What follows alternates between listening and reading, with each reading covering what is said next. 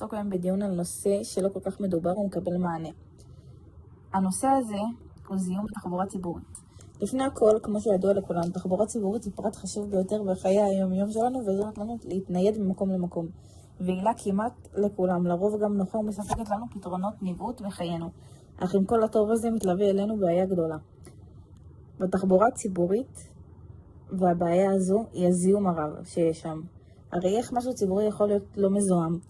והיום אני אשאל כמה שאלות שמעניינות אותי ואת הציבור הרחב שחושש לעלות על התחבורה הציבורית עקב הזיהומים הרבים שיש שם.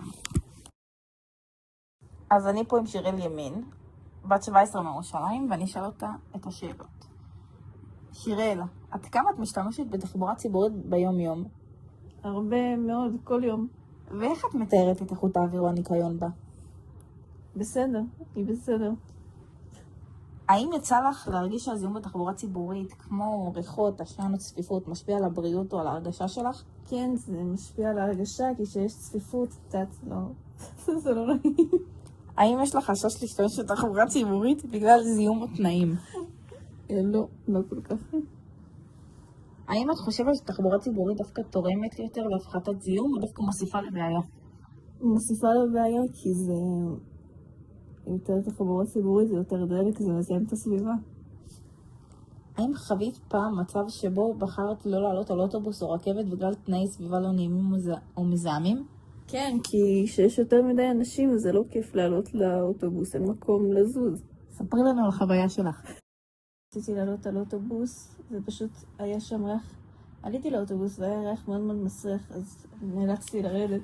מה לדעתך צריך להשתנות בתחבורה הציבורית כדי שתהיה נקייה יותר לנוסעים? לדעתי צריך לעשות אוטובוסים יותר גדולים. צריך שהם יבואו, את יודעת, כל כמה דקות ולא כל חצי שעה או רבע שעה. כי אז הרבה עולים ואז הרבה מלכלכים את האוטובוס ואת הסביבה. תודה רבה שיראל. טוב, אני עכשיו עם לירז מירושלים. לירז, עד כמה אתה משתמש בתחבורה ציבורית ביום יום? אני משתמש כל יום בתחבורה ציבורית. לפרט, להגיד למה גם? כן. אני משתמש בתחבורה ציבורית הרבה כדי להגיע לבית ספר או למקומות אחרים שאני הולך אליהם. האם יצא לך להרגיש שהזיהום בתחבורה ציבורית, כמו ריחות, עשן או צפיפות, משפיעות על הבריאות או על ההרגשה שלך? אני לא יודעת כמה זה משפיע על הבריאות, אבל בהרגשה שלי זה משפיע הרבה. אני תמיד עולה לאוטובוס אחרי... תצא. לא. אני תמיד עולה לאוטובוס אחרי... נגיד אני חוזר ממקומות, ולפעמים יש מלא קי על האוטובוס, על המושבים, ולכלוך, ובקבוקים, וכן, זה פשוט משפיע. האם יש לך חשש להשתמש בתחבורה ציבורית בגלל זיהום או תנאים סביבתיים? לא, אין לי חשש, כי בסופו של דבר אני צריך להגיע למקום שלי, אבל זה פשוט לא נעים לי להיות בתחבורה ציבורית שהיא מזוהמת. האם אתה חושב שתחבורה ציבורית תורמת יותר להפחתת זיהום או דווקא מוסיפה לבעיה? היא מוסיפה לבעיה, גם מבחינת עשן שהאוטובוס מפריש, וגם מבחינה שפשוט מזהמים את האוטובוס. האם חווית פעם מצב שבו בחרת לא לעלות על אוטובוס או רכבת בגלל תנאי סביבה לא נעימים או מזהמים? כן, היה סיטואציות כאלה שהאוטובוס פשוט הגיל אותי, אז בחרתי לא לעלות אליו. מה לדעתך צריך להשתנות בתחבורה הציבורית כדי שתהיה נסיעה נקייה ובריאה יותר לנוסעים? אולי להוסיף עוד פחים או עוד מקומות שאפשר לרוקן אליהם את הזבל במקום לזרוק על הרצפה או דברים כאלה. טוב, תודה לירז. בכיף. טוב, אני פה עם אורי מירושלים. אורי, עד כמה אתה משתמש בתחבורה ציבורית ביום יום ואיך היית מתאר את איכות הניקיון בה? אני משתמש כל יום בתחבורה ציבורית ויחסית נקי לפעמים, לא? יכול להיות יותר. האם יצא לך להרגיש שהזיהום בתחבורה ציבורית כמו ריחות, עשן או צפיפות משפיע על הבריאות או על ההרגשה שלך? לא. האם יש לך חשש להשתמש בתחבורה ציבורית בגלל זיהום או תנאים סביבתיים? לא כל כך, לא חושב על זה.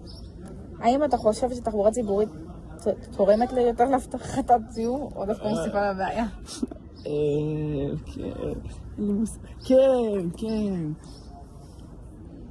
האם חווית פעם מצב שבו בחרת לא לעלות על אוטובוס או רכבת בגלל תנאי סביבה לא נעימים או מזהמים? לא. מה לדעתך צריך להשתמש בתחבורה הציבורית כדי שתהיה נקייה ובריאה יותר לנוסעים? יותר תקציב לזה, לא יודע, יותר לאכוף את זה. טוב, תודה אורי. בכיף. אז אני פה עכשיו עם דניאל קופר. שלום. עד כמה אתה משתמש בתחבורה ציבורית בחיי היום-יום, ואיך היית מתאר את איכות האוויר או הניקיון בה? אני משתמש בתחבורה ציבורית באופן יומיומי, אני הולך לחדר כושר, ללימודים, אני משתמש הרבה באוטובוסים בעיקר. חשוב לי להגיד שתחבורה ציבורית זה מאוד מאוד מזהם. לא פעם ולא פעמיים יצא לי להרגיש את האגזוז של האוטובוס. זה לא נעים ומזהם. האם יצא לך להרגיש שזיהום בתחבורה ציבורית כמו ריחות, עשן, צפיפות משפיע על הבריאות או הרגשה שלך? כן, זה לא נעים להיות בסביבת תחבורה ציבורית, ובכללי העובדה שזה מזהם את העולם. האם יש לך חשש להשתמש בתחבורה ציבורית בגלל זיהום או תנאים סביבתיים? לא ממש, כאילו, זה נכון שזה מזהם, אבל זה המוצא האחרון שלי, שזה מגיע לאיך להגיע למקומות.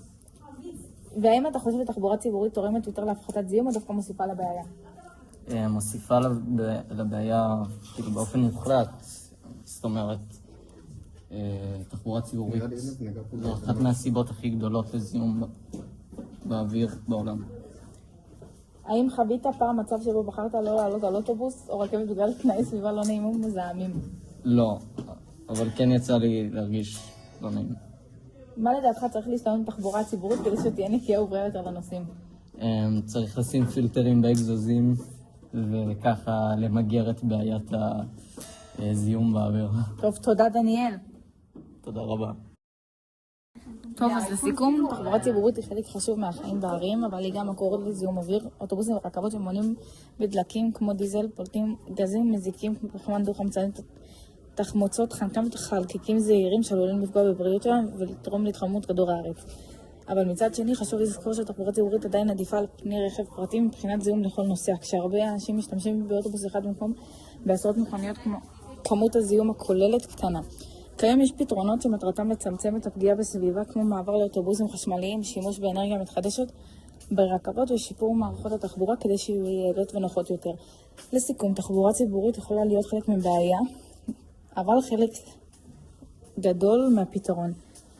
במיוחד הם ממשיכים להשקיע בטכנולוגיות ירוקות ולעודד שימוש בה. תודה רבה.